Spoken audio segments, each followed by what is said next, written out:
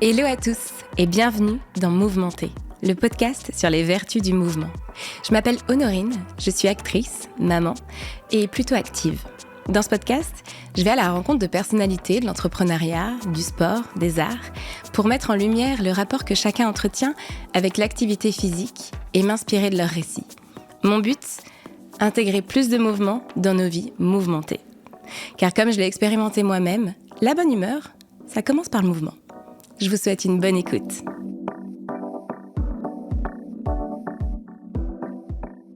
Aujourd'hui, j'ai le grand plaisir de recevoir l'animatrice et chroniqueuse Anaïs Grangerac, une sacrée working mom, vous allez voir. Salut Anaïs. Salut Honorine. Ça va ? Ouais, très bien, et toi ? Très bien, merci. Je suis ravie de te recevoir dans le podcast. Bah écoute, je suis ravie en tout cas que tu m'aies invitée. J'ai traversé Paris pour toi. Oh, c'est trop gentil. Avant de commencer notre conversation, je vais te présenter, pour ceux qui ne te connaîtraient pas. Anaïs, tu es une figure familière et appréciée de nos écrans, dont le sourire et l'énergie nous accompagnent régulièrement. Mais bien sûr, derrière la lumière des projecteurs, il y a aussi une femme et une mère, qui jonglent avec les impératifs d'une carrière à l'écran et des réalités d'une vie de famille intense. On le sait, l'image de soi est un sujet central pour beaucoup de femmes, et encore plus lorsqu'on est constamment exposé à la caméra. J'en sais quelque chose. Au-delà de l'image, le rôle de mère qui transforme nos vies s'accompagne bien souvent d'un défi majeur, celui de concilier vie professionnelle et vie de famille. Anaïs, le sport, pour toi, semble un jeu, une bouffée d'oxygène, un espace pour te retrouver, te ressourcer. Alors comment trouver son équilibre, se sentir bien dans sa peau et continuer à être une girl boss épanouie ? On va discuter de tout ça ensemble. C'est parti. Anaïs, c'était quand la dernière fois que tu as bougé ? Alors honnêtement là, ça doit faire quelques jours, ce qui n'arrive jamais, mais étant donné les températures caniculaires dans Paris, j'avoue que ça doit faire 4 jours à peu près, parce que là il fait vraiment très chaud, et que moi je fais du crossfit, et qu'une salle de crossfit et la climatisation, ça ne va pas de pair en général. C'est vrai. Donc du coup, j'avoue que j'ai un peu sauté le sport ces derniers temps, donc je pense que ça doit remonter à 4 jours, ouais. Ok. Et c'est quoi ta définition du mouvement ? Pour moi, c'est évidemment le fait de bouger, mais c'est marrant, je l'assimile aussi bien au côté physique qu'au côté mental, en fait. Moi, je suis tout le temps en mouvement, mais pas uniquement dans le côté sport. C'est que j'ai toujours besoin d'être challengée, d'avoir un projet. Dès que je suis en train de finaliser un projet, je suis déjà en train de penser à un autre. Donc, c'est un petit peu ce moteur-là. Donc, pour moi, finalement, le mouvement, je le définis vraiment plus comme un moteur, qu'il soit cérébral ou physique, quoi. Je vois très bien. Et t'as toujours été sportive ? T'étais quel genre d'enfant ? Pas du tout. Non, j'ai pas du tout toujours été sportive. Alors pendant mes études collège, lycée, tout ça, j'ai fait plein de sports différents. J'arrivais pas à trouver exactement celui que je voulais. Donc à partir de mes études supérieures, j'ai complètement lâché en fait le sport. J'ai jamais eu de passion pour le sport. Je suis pas née avec particulièrement. J'ai toujours bougé un petit peu comme ça pour me sentir bien, mais rien de plus, de plus développé. Mais j'ai toujours été une petite fille assez dynamique, assez joyeuse, etc. Mais non, le sport, je l'ai plutôt découvert sur le tard, quoi. D'accord. Et pourquoi tu fais du sport ? Pourquoi je fais du sport ? Maintenant, en fait, je me pose même plus la question. C'est devenu vraiment tellement un élément de ma vie que je ne me pose absolument pas la question de savoir pourquoi j'en fais. C'est nécessaire en fait aujourd'hui pour moi. Je ne pensais pas pouvoir dire ça un jour parce que vraiment je suis encore une fois pas née avec. Mais aujourd'hui c'est vraiment mon moment de déconnexion où je m'éclate, où je me challenge. Mais c'est très ludique et en fait c'est vraiment devenu inhérent à ma routine. Donc en fait c'est un rendez-vous que je ne manque pas. Mais je le fais pas forcément dans une démarche particulière. D'accord. Maintenant, étant bonne épicurienne, je pense que c'est nécessaire à mon bien-être, n'est-ce pas ? C'est ce qui me permet aussi de me faire plaisir dans l'assiette, de jamais évidemment compter les calories, etc. Donc c'est un principe de vase communicant. Mais on trouve l'équilibre. Voilà, c'est ça. Mais ouais, ça fait vraiment partie de moi en fait. Je me pose pas vraiment la question de savoir pourquoi j'en fais. J'en fais, c'est sûr. C'est génial. Je me suis posé une question. À partir de quel âge tu as été devant la caméra ? C'était assez jeune ou pas ? Pas du tout. De manière vraiment... en dehors de la caméra de ma mère, tu veux dire ? Parce que vraiment, je pense que toutes les petites caméras, toutes les mamans... T'as des vidéos de famille ? Oui, voilà. En fait, c'est moi vraiment, la caméra, j'ai commencé à être devant il y a 11 ans. C'était en 2014. En fait, c'est vraiment sur The Voice où je travaillais derrière la caméra que j'ai eu l'opportunité de passer à un moment donné devant. Mais c'était pas du tout quelque chose que j'ai imaginé. Je suis pas une enfant, tu vois, qui a été bercée énormément par la télé, qui a toujours voulu en faire. C'est vraiment arrivé comme ça, moi, par concours de circonstances. Ah, d'accord. Et donc, finalement, je pense que la première fois où on m'a mis vraiment une caméra en termes professionnels devant moi, c'était vraiment en 2014, quoi. Et tu avais une formation de journaliste alors, c'est ça? Non. Même pas. Non, même pas. Tu viens d'où? C'est quoi ton parcours? Écoute, moi, j'ai fait un bac ES. Ensuite, j'ai fait une Hippocagne-Cagne parce que je savais pas encore ce que je voulais faire particulièrement et que j'avais des facilités. Donc, je me suis dit, vas-y, je continue en Hippocagne-Cagne. Ouais. J'avais quand même une appétence plutôt pour les matières littéraires. Et puis, j'ai fait un master d'infocom à la Sorbonne. Et en fait, j'ai continué au CELSA, donc en Master 2, qui est une école de communication rattachée à la Sorbonne, qui est une école publique, qu'on obtient sur concours. Et en fait, j'ai fait ça, et c'est là où j'ai commencé à affirmer mon souhait de travailler dans les médias. Mais j'avais même pas forcément cette vocation à être journaliste. J'ai fait ensuite, après, beaucoup de production, de journalisme, de casting. J'ai été script, j'ai été en coordination sur beaucoup de tournages, etc. Et en fait, finalement, c'est au fur et à mesure de mes expériences que j'ai fait mon petit chemin et que voilà, j'ai toujours travaillé en télé. Mais c'est un parcours qui s'est fait très simplement, en fait, finalement, très intuitivement, tu vois. Ah, je suis épatée, je savais pas du tout. Ouais. Il y a quand même la communication, j'ai l'impression, au cœur de tout ce que tu fais. J'aime parler. Non, mais j'adore parler et j'aime les gens, en fait. Ouais. J'aime le lien, en fait, qu'on peut avoir. Et j'aime par-dessus tout aussi raconter des histoires, pouvoir être avec des anonymes et puis pouvoir justement partager des moments d'émotion avec eux, que ce soit des émotions plus ou moins positives. C'est un peu tout ce qui a été toujours mon fil rouge tout au long de ma carrière. Mais j'ai pas de forme. J'ai fait une école de journalisme, mais dans une partie qui n'était pas du journalisme. Donc, on était vraiment sur de la communication et des médias. Ouais. Et j'ai vraiment toujours été passionnée par le média télé. Donc, j'ai fait mes 2 mémoires de fin d'études dessus.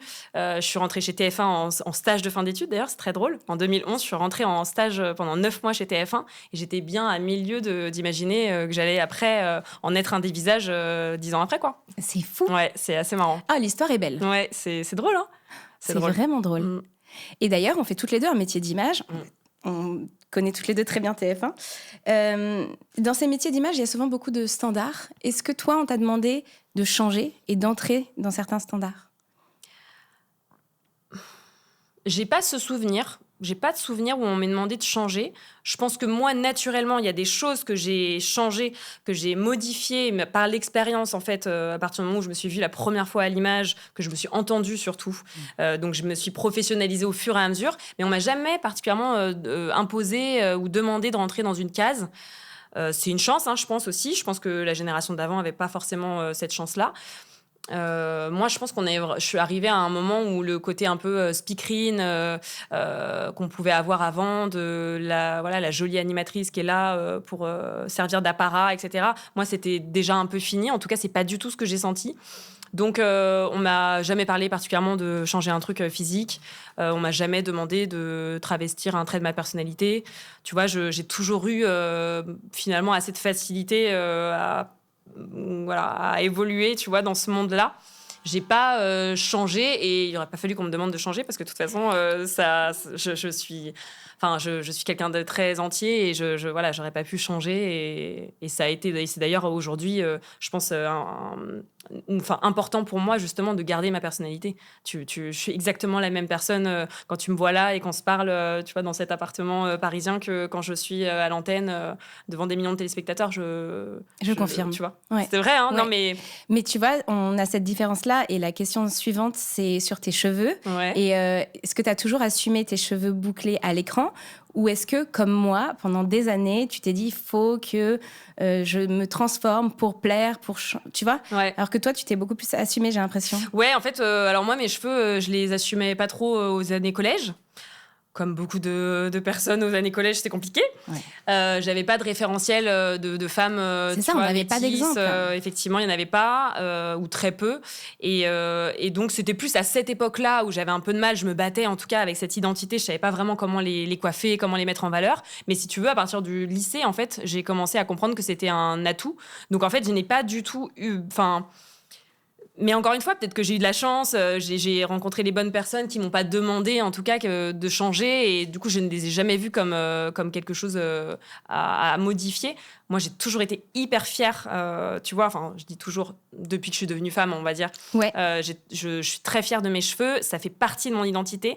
Et donc, mes cheveux frisés, aujourd'hui, je me dis, tu me les enlèves, il y a une part de moi qui s'en va. Et je pense aussi que le public et les téléspectateurs me connaissent aussi pour ça, me reconnaissent aussi pour ça. Donc, je trouve que ça fait vraiment partie aussi de moi.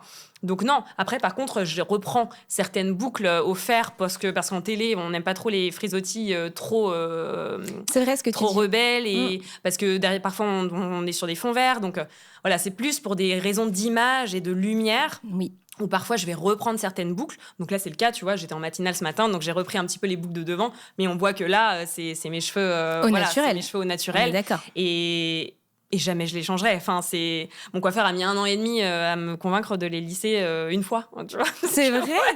Alors qu'au collège, petite, je voulais avoir évidemment les cheveux lisses comme tout le monde. Donc finalement, c'est assez drôle, mais je trouve que plus on grandit et plus on arrive aussi à assumer ce qu'on est. Et en tout cas, moi, c'est le cas depuis pas mal d'années. J'ai eu de la chance. Mais en tout cas, c'est marrant. Quand je suis arrivée à l'antenne, j'avais déjà fait ce travail mental. Tu vois. Ouais. Moi, pas du tout, quoi. C'est vraiment... tu m'impressionnes. Du coup, tu les lissais?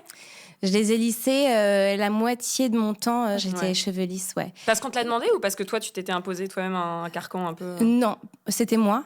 Et puis après... T'as inversé les rôles, j'adore. C'est ça. Dis-moi tout, Honorine. Dis-moi tout. Non, par contre, après, je me souviens de certains castings, dont un particulièrement où j'étais arrivée cheveux naturels pour la première fois. Et j'étais très, très fière d'avoir fait ça. Ouais, bien sûr. Et je me suis pris le producteur qui m'a dit mais par contre, t'étais pas venue coiffer, là, ça craint, quoi. Enfin, ça faisait vraiment... c'est dingue. Alors, je sais plus le mot, fouillis ou dégradé, je sais plus ce qu'il avait employé. Et ça m'avait introvertie complètement. Et puis, j'avais relissé derrière, quoi. Mais je trouve que c'est un bon moyen, en tout cas, de savoir si tu t'embarques aussi dans une bonne aventure. Parce que quelqu'un qui me dit ça, moi, je pense que, tu vois, je peux pas y aller, quoi. Enfin, c'est vrai? Moi, en fait, aujourd'hui, tu vois, j'ai vraiment cette image de moi où, en fait, soit tu m'acceptes et tu me prends aussi parce que t'aimes ma personnalité et ce que je représente. Si tu me demandes trop, encore une fois, il peut y avoir des petites choses, tu vois, des compromis qu'on peut faire. Ouais. Mais à partir du moment où tu demandes à quelqu'un de faire un compromis qui soit physique ou vraiment inhérent à sa personnalité, c'est que déjà, on n'est pas en phase et qu'en fait, je vais pas continuer à travailler avec toi. Je trouve qu'en fait, la vie, finalement, elle est pas très compliquée. On se la complique nous-mêmes parce qu'on essaye on fait... Tu sais, des circonvolutions autour de tout ce qu'on pourrait faire, penser ou quoi. Mais en fait, à un moment donné, il faut juste rester aligné avec soi. Si tu le sens pas, t'y vas pas, en fait. Ouais. Tu vois. J'aurais aimé entendre ça il y a 10 ans. Vraiment. Bien sûr, c'est facile aussi à dire.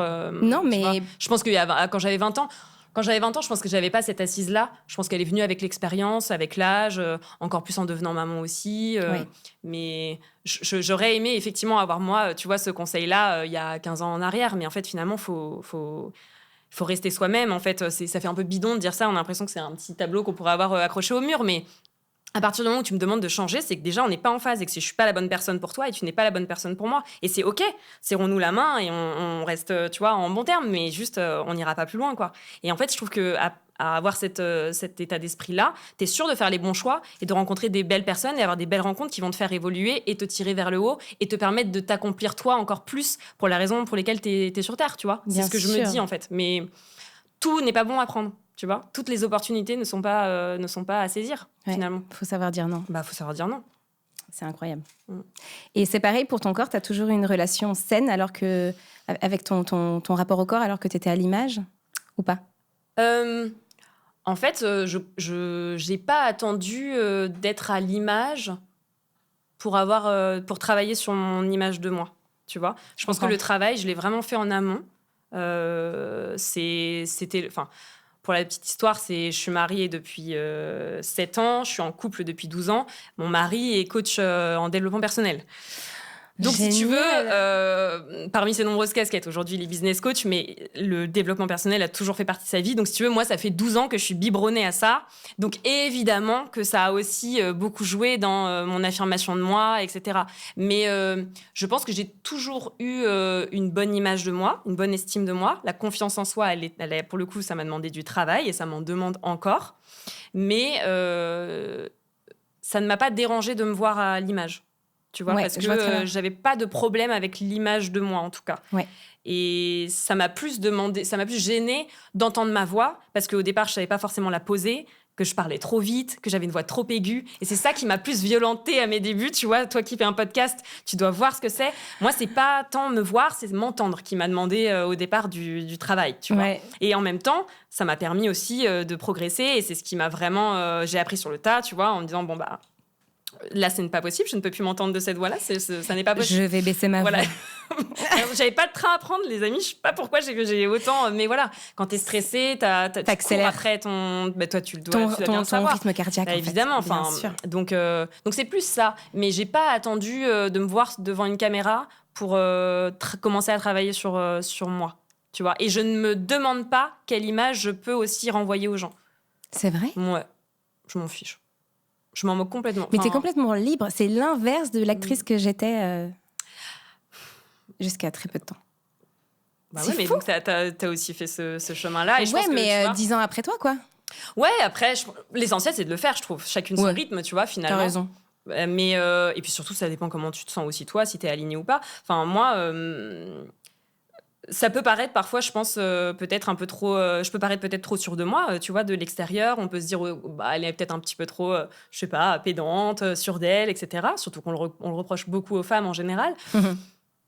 Je m'en moque complètement. Enfin, c'est quelque chose que je me détache complètement. Encore une fois, c'est moi, en fait. Donc, soit je commence à essayer de plaire à tout le monde et du coup, je vais plaire à personne. On fera jamais l'unanimité. Soit je me dis, je reste moi-même. Et la meilleure des récompenses, c'est que ça fonctionne et que le public, parce que là, on parle de mon métier et tout, tu vois, que le public m'aime, parce que ça voudra dire que du coup, ils m'ont vu, mais vu au sens propre du terme, ils m'ont entendu. Ils ont compris. Il y a une connexion qui s'est faite. Je vois très bien. Ouais. À force, en fait, d'essayer de plaire à tout le monde ou d'essayer de rentrer dans des cases, finalement, tu te perds toi. Et je trouve qu'à un moment, il y a forcément un moment donné où ça va te péter la figure, quoi. Oui. Tu vois. Tu me dis que tu as fait ce chemin-là avec 10 ans d'écart, mais en même temps, on n'avait pas du tout aussi la même fonction. C'est que toi, en tant que comédienne, tu devais aussi endosser des rôles et donc, derrière, aller chercher une personnalité qui n'était pas forcément la tienne. Ouais. Donc, tu vois, je trouve que ça n'est pas forcément comparable. Le chemin, effectivement, il était différent et le fait de devoir se travestir et de jouer des personnages, en fait, il n'y a pas ce truc où tu dois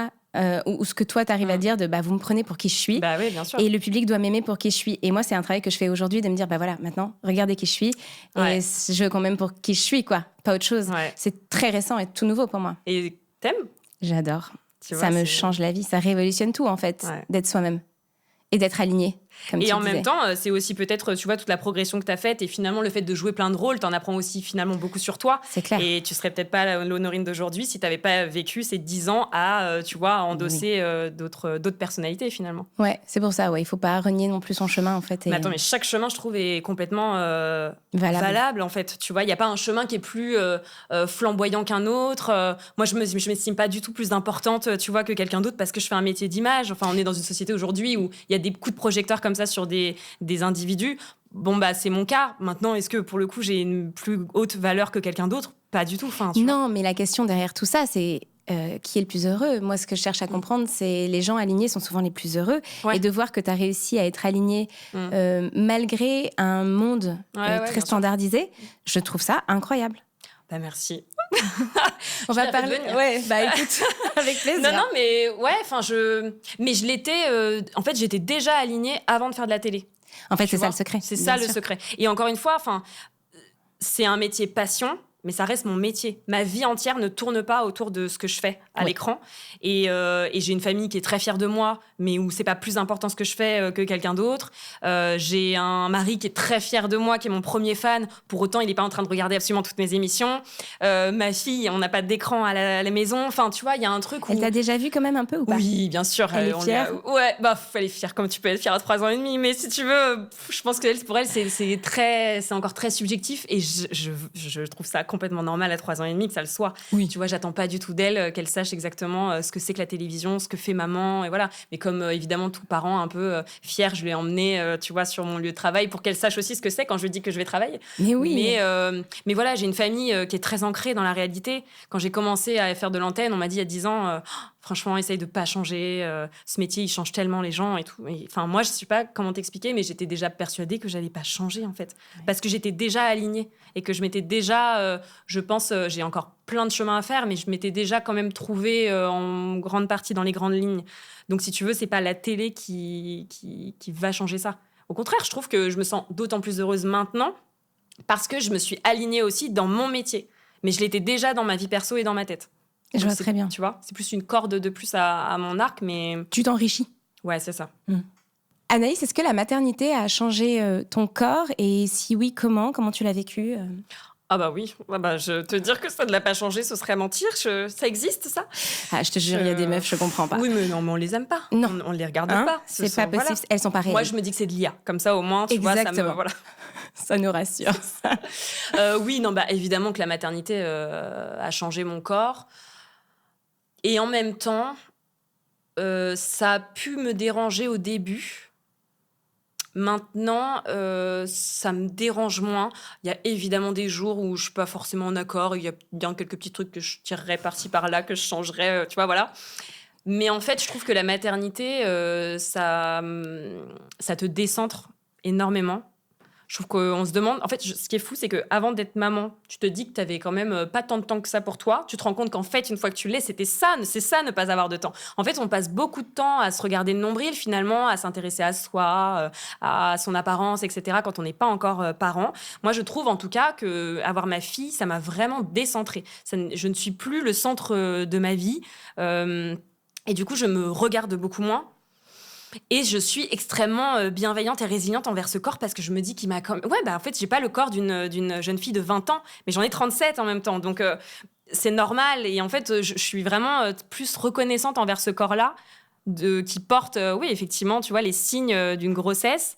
Je suis très reconnaissante, en fait, aujourd'hui. Après, je te dis pas, évidemment qu'il y a des jours où j'aimerais pouvoir changer certaines choses. Mais de manière générale, je me laisse vraiment tranquille. Et puis en général, j'ai autre chose à faire. Enfin, tu vois, il y a un peu ce truc c'est ça, ouais. En fait, c'est soit je m'affame et je fais 10 heures de sport par jour pour vraiment ressembler à exactement ce que j'aimerais faire, mais je suis incapable de faire ça. Je n'ai jamais fait de régime de ma vie. J'aime le vin, le saucisson, le fromage, le pain. Enfin, tu vois, je suis une bonne vivante. Je suis incapable de faire attention à ce que je mange. Je ne sais pas faire. Mais genre même 2 jours, j'ai l'impression ressenti 2 semaines. C'est dingue. Donc en fait, à un moment donné, je peux pas avoir le beurre et l'argent du beurre. Je suis hyper OK avec ça. Je ne serai pas parfaite, mais au moins, je me fais plaisir. Non, mais c'est ça. Puis je suis pas à plaindre, en vrai. Enfin, tu vois, à un moment donné, je vais pas être hypocrite. Enfin, ça va, je suis bien. Je me sens bien, quoi. Tu vois, je me sens bien. Et surtout, en fait, tu me demanderais de revenir en arrière, jamais je le ferais. On est d'accord. Et puis en arrière, j'étais même peut-être pas déjà, tu vois, exactement comme je le voulais. Donc, je pense qu'en fait, on a toujours un complexe. Il y aura toujours quelque chose qui n'ira pas. On aura toujours ce petit sens critique devant la caméra. Là, on va être extrêmement bienveillante envers une amie. Tout ce qu'on lui dit, on ne l'applique pas à soi. Enfin, on le sait. Donc, en fait, je me laisse tranquille maintenant. Je me dis qu'il y a quand même vraiment plus grave et j'ai d'autres choses à faire en général.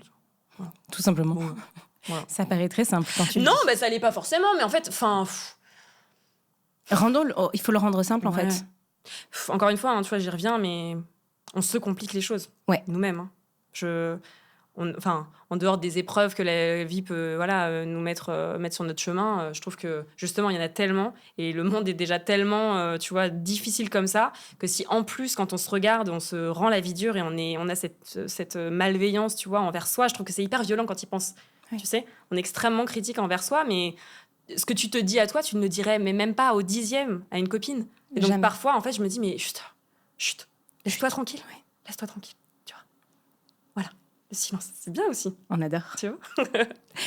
Comment tu t'organises pour intégrer le sport, toi, dans ta vie? Est-ce que donc tu as le crossfit, c'est ça? Ouais, et le crossfit. C'est full crossfit? Ouais, full crossfit. Waouh. En fait, j'ai découvert le crossfit, je pense ça doit faire 8 ans, quelque chose comme ça. Avant ça, je te dis, j'avais pas vraiment trouvé de passion pour le sport. J'ai fait plein de sports différents. Ça faisait 2 ans, je pense, que je courais beaucoup. 3 fois par semaine, mais je trouvais ça assez solitaire, assez douloureux aussi. C'était quelque chose que je faisais vraiment parce qu'il fallait le faire, parce que j'avais envie de me maintenir un peu en forme. Et en fait, j'ai découvert le crossfit et ça s'est tellement imposé à moi qu'en fait, je l'ai complètement imposé dans mon emploi du temps. C'est que tous les jours, quasiment, le créneau de 11h30 à 12h30, il est réservé au crossfit. Il fait partie de mon organisation de tous les jours. Donc, j'essaye le plus possible de composer autour de ce crossfit.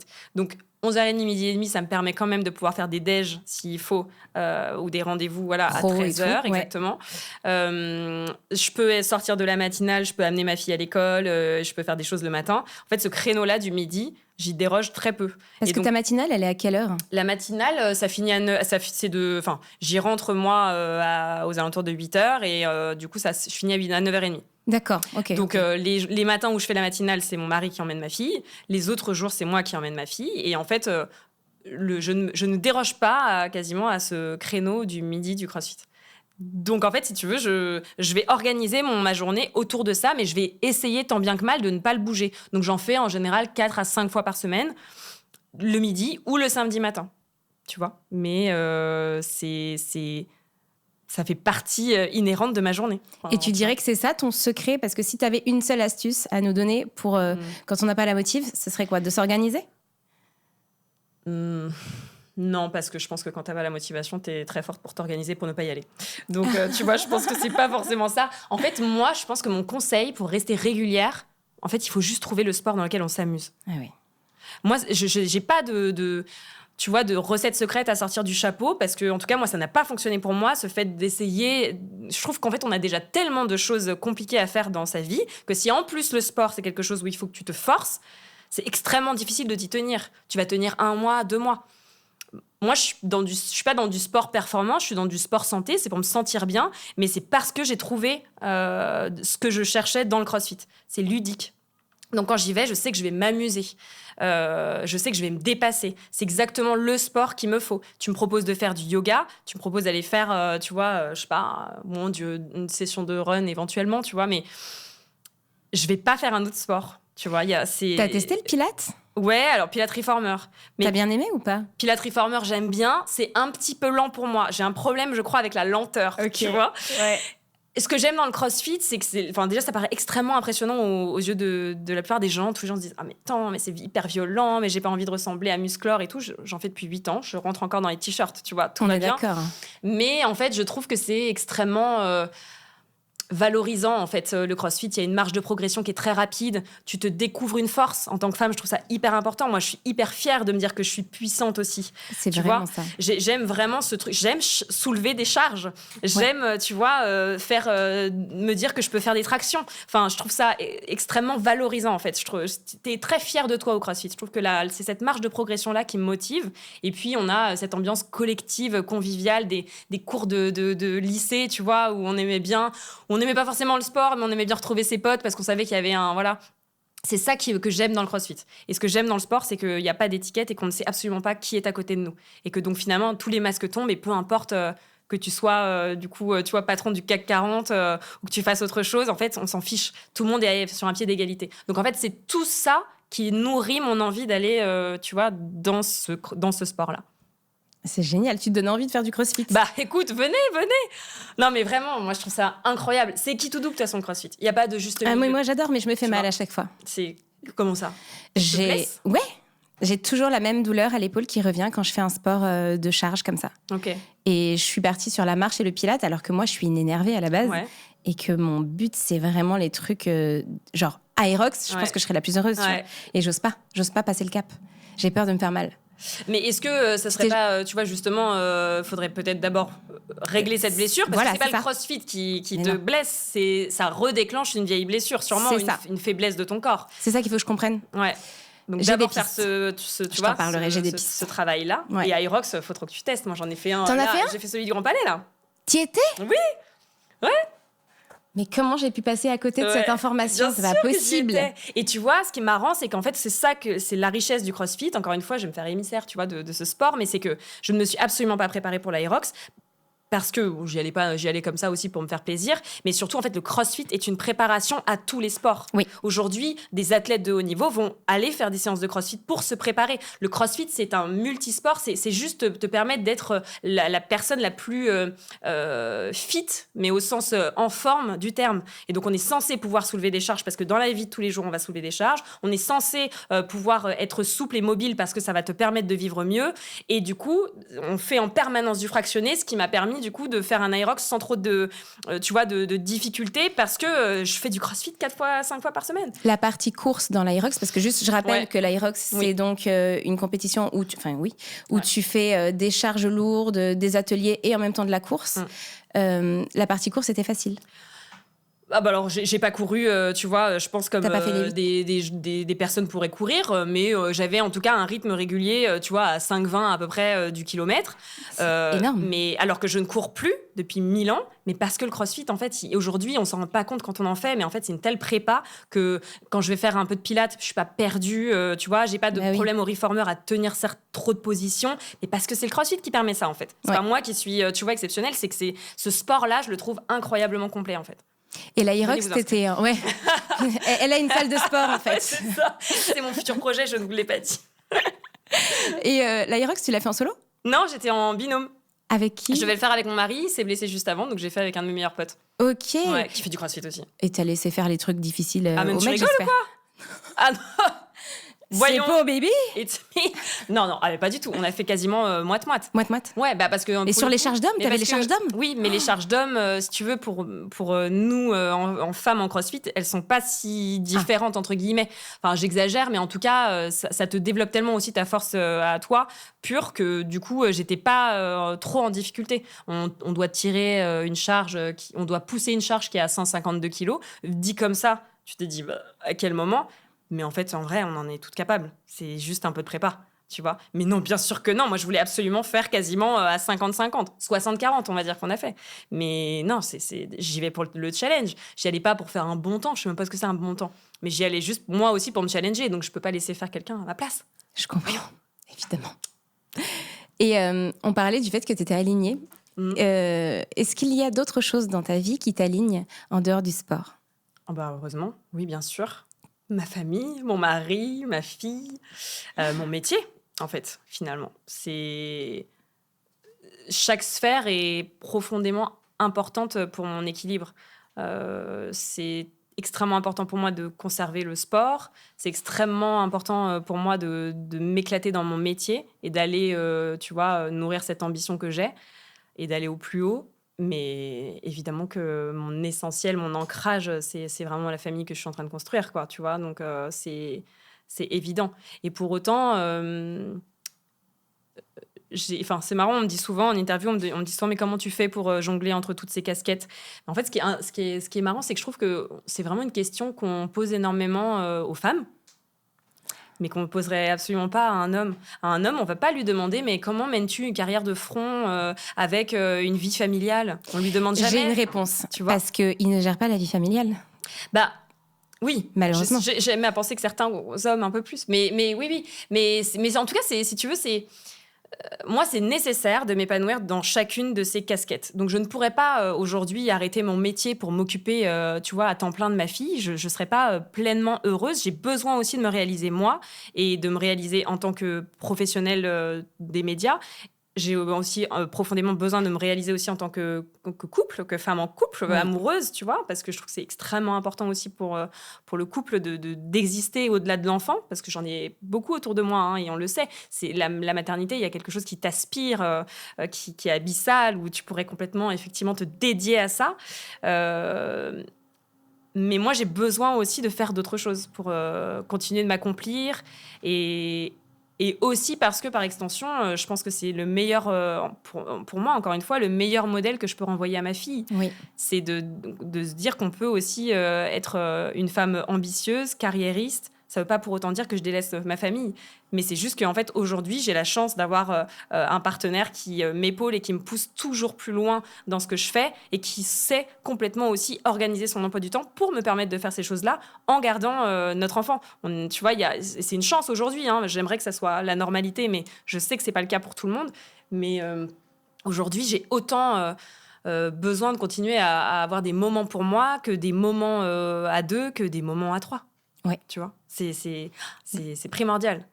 C'est primordial. Ça peut être, évidemment, c'est des curseurs qui plus ou moins varient selon les moments de ta vie. Évidemment, quand tu as un enfant en très bas âge, tu t'oublies un temps. Enfin, tu te découvres aussi en même temps. Mais moi, c'est hyper important d'avoir tout ça. Et c'est ça qui vraiment sert à mon alignement, tu vois. Ouais. Chaque sphère est interdépendante, quoi. Je vois très bien. Mais c'est pareil pour toi. Enfin... C'est vraiment, je souris parce que je me revois, enfin, je me vois beaucoup. Ouais. Oui, et puis nous, je suis une famille, enfin, on est à 3 aussi, donc c'est très similaire. Bah ouais, surtout que, enfin, on a la chance aujourd'hui d'avoir des métiers passion. Donc en fait, mon métier, j'aurais pas envie de l'arrêter, tu vois. Même si, je pense que même si demain mon mec gagnait d'un salaire qui me permettrait en soi de pouvoir arrêter de travailler, je n'arrêterai jamais de travailler. Déjà parce que mon indépendance financière, elle est primordiale, mais aussi parce que j'aime tellement ce que je fais que je n'ai jamais l'impression de travailler.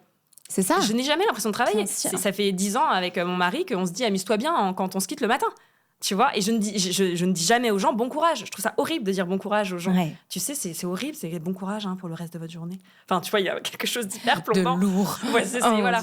Donc non, je m'éclate dans ce que je fais, donc j'ai envie de rien arrêter, quoi. Et ça rejoint ce que tu disais tout à l'heure sur l'astuce, c'est trouver le sport qui vous amuse aussi. Donc c'est toujours mettre de la joie dans les choses. Ouais, c'est ça. C'est marrant, tu sais, je pense... Enfin, plus ça va et plus... C'est pour ça que je te dis, je trouve que... quand je dis que la vie est simple, évidemment que pour certaines personnes, elle est beaucoup plus simple que pour d'autres. Je suis pas en train de... Je vis pas dans un monde de bisounours. Mais je trouve qu'on... Dans beaucoup de podcasts qu'on entend, dans beaucoup de médias en général, dans les histoires ou quoi, j'ai l'impression, peut-être que je me trompe, mais j'ai l'impression qu'on est souvent en train de glorifier ce besoin d'avoir touché le fond, d'avoir eu de la difficulté, d'avoir lutté pour arriver où on en est, d'avoir vraiment connu le dark pour pouvoir rejoindre ensuite la lumière. Voilà.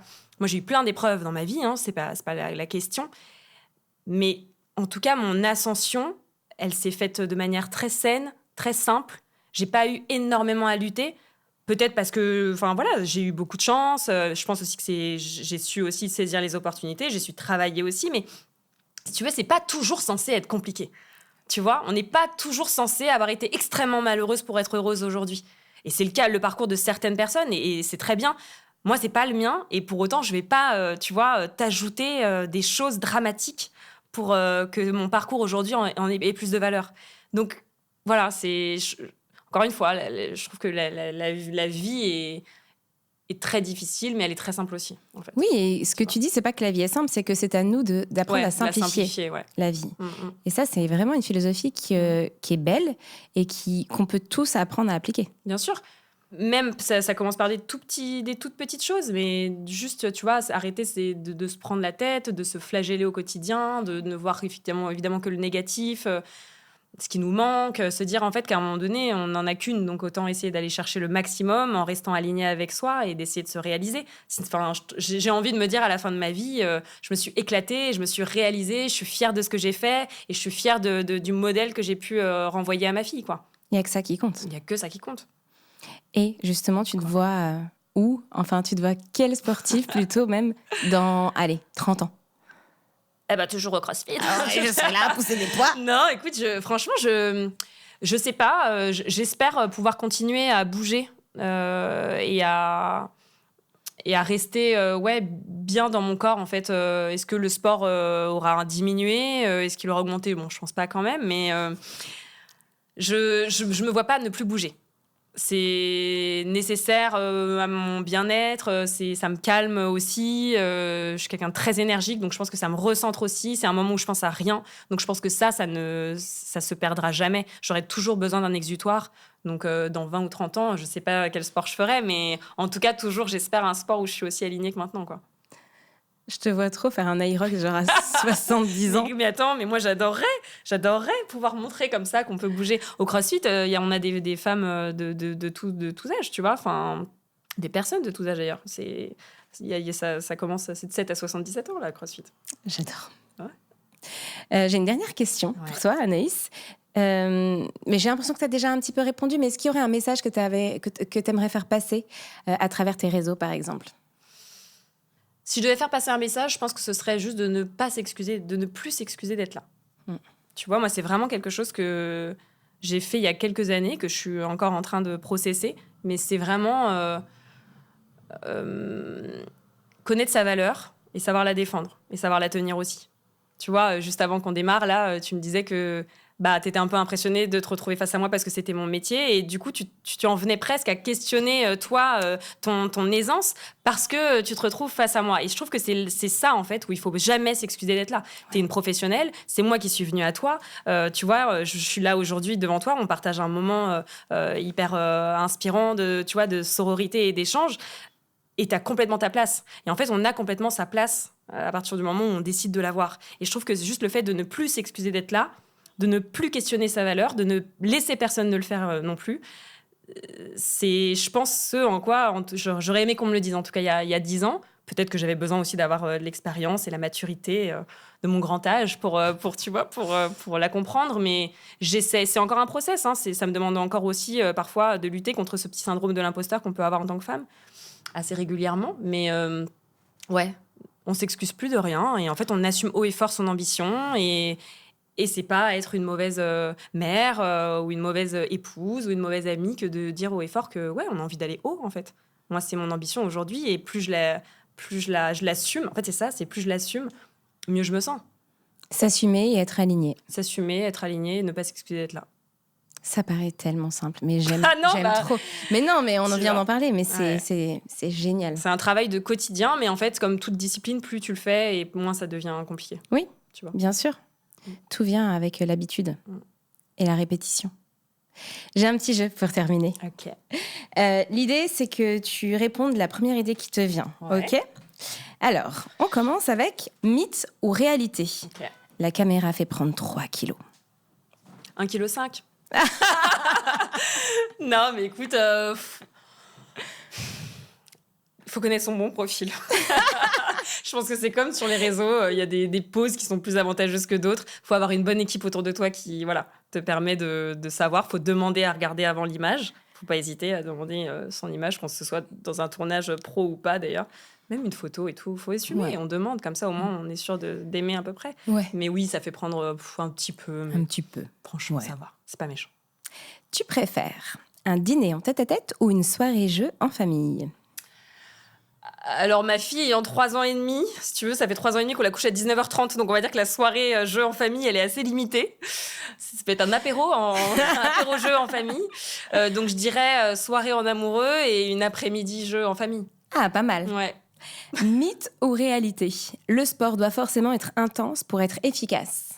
Non. Mais toi, t'es une crossfiteuse aussi. Oui, mais quand je fais du crossfit, je cherche pas l'efficacité. Je cherche juste à me sentir bien. Donc, en fait, si ton kiff, c'est d'aller marcher à 2 km/h au bord de la Seine, et c'est très bien. En fait, à partir du moment où on continue de bouger et on reste actif, moi, je pense que n'importe quel mouvement est bon à prendre. On n'est pas dans une recherche d'efficacité. On est juste dans une recherche de sérénité. Tu vois ? Ouais. Tu préfères une séance de sport le matin à l'aube ou après le tunnel du soir ? Mais alors moi, non, je suis un être diurne. Donc vraiment, c'est le matin, le matin. Je j'aime pas le sport le soir. Je pense que je n'aurais jamais le courage, après le tunnel, de repartir faire du sport. Enfin, non, pas du tout. Ouais. J'aime le sport le matin ou le midi, tu vois, mais moi, j'aime cette ambiance de l'aube, du matin. Quoi. Ouais, qui donne de l'énergie, je vois très bien. Ouais. Écoute, c'est déjà la fin de notre conversation. C'est passé à une vitesse folle. Ça fait à peine 3 jours qu'on est là. Mais écoute, puis il fait même pas chaud, donc en plus, c'est pratique. C'est vrai, cette climatisation vraiment très naturelle. Écoute, merci en tout cas d'avoir accepté cette invitation. J'étais vraiment contente de t'avoir. Et je te dis à très bientôt, Anaïs. À très bientôt, Norine. Voilà, c'est la fin de cet épisode. J'espère que vous avez apprécié cette conversation et que ça vous donnera envie de mettre plus de mouvement dans votre vie. N'hésitez pas à vous abonner et à laisser un avis sur le podcast, ça nous aide beaucoup. Et je vous donne rendez-vous la semaine prochaine pour un nouvel épisode. Et en attendant, je vous souhaite une semaine mouvementée.